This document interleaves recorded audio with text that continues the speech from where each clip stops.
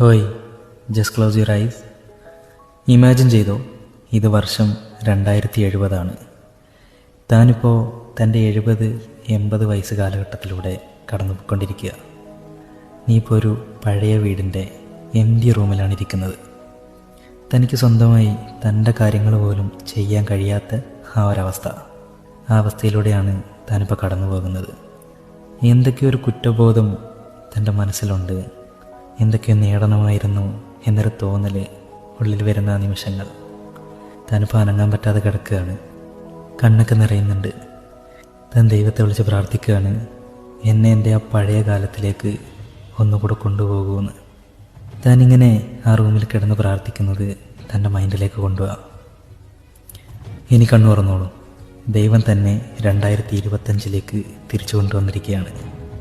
ഇനി അങ്ങോട്ട് ഇവിടുന്ന് എങ്ങനെ ജീവിക്കാൻ ആഗ്രഹിക്കുന്നെന്ന് നീ ചൂസ് ചെയ്യ്.